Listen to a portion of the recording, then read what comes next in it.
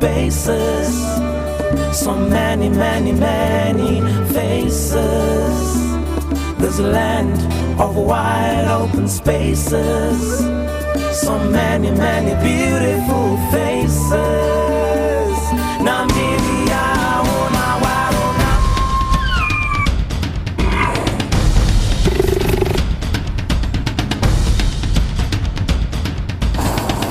This is Namibia.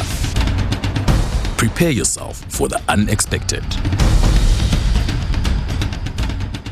This is where you challenge the world's highest sand dunes, or explore one of the deepest canyons in the world.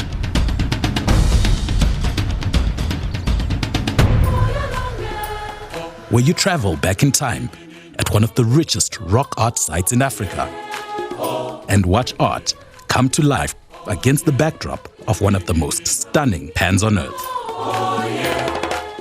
This is Namibia, where people are deeply connected to their past and excited about their future. Namibia is Africa at its best, and it is the only place in the world where you will hear and experience the greatest African wildlife recovery story ever told. A story of rights and responsibilities, of daring to set a new course, while at the same time respecting the past. Namibia is a young country, but we have an old story to tell. We were actually growing up in an era where wildlife was a main source of income and food to the local communities, but that was not through legalized forms. And my father has been a poacher all the years, and this is how he brought us up. People were doing it illegally, according to the nature conservation official at the time. But this was about to change. After independence in 1990, visionary conservationists in the field and in the Ministry of Environment and Tourism enacted policy changes that allowed rural communities to benefit from wildlife by forming conservancies. This is a natural habitat for wild animals, and I think that is where we should strive to create natural habitat as it used to be.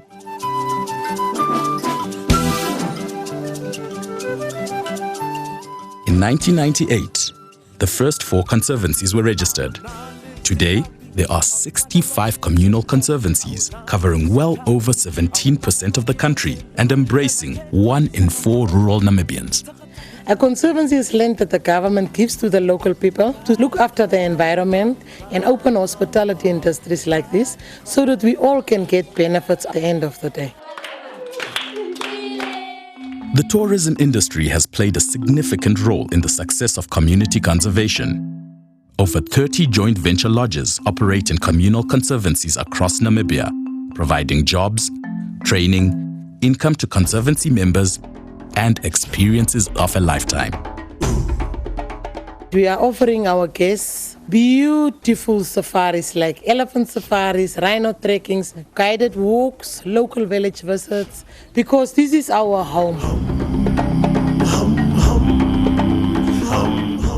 But this is not all that Namibia has to offer, and conservancies are just part of a vast protected areas network.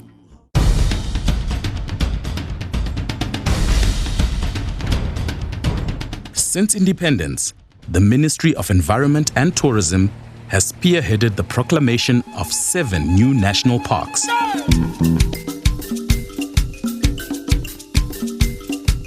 Namibia's conservation commitment runs deep and strong. The concerted efforts of the Namibian government and the Namibian people have changed the conservation landscape from the 13% of land that was protected in 1990 to well over 42% of the country's environment that is under conservation management today. What we have done as a country include a lot of projects which we have done, which are really could inspire the rest of the world. It's the custodian project, whereby we're introducing the black rhino back into their community. In fact, Namibia is the only country in the world that is moving endangered species, such as black rhino, from national parks to communal and commercial land. The custodianship program is so successful that rhinos are now being moved from conservancy to conservancy. Don't cry, my bud, don't cry. Namibia is also the only continental country in the world where the entire coastline is protected, stretching nearly 1,000 miles from the Kunene River in the north to the Orange River in the south. Some areas are set aside as core conservation areas, while others allow for multiple uses. It's smart, progressive conservation, and adventure tourism has a vital place within this impressive mix.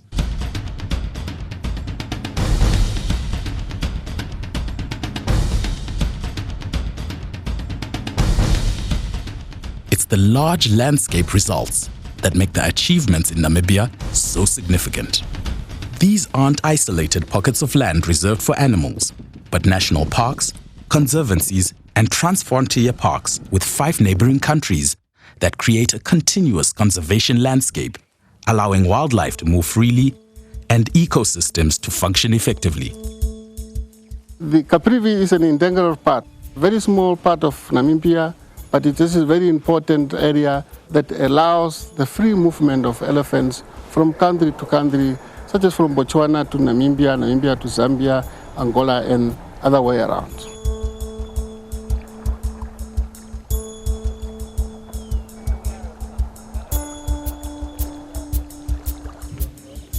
Through engagement with conservancies, conservation organizations, and Namibia's professional tourism sector, you have a chance to be part of Namibia's remarkable success story.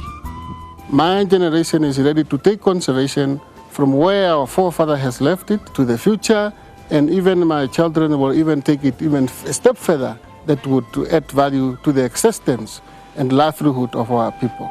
So what does the greatest African wildlife recovery story ever told have to do with adventure tourism? Everything.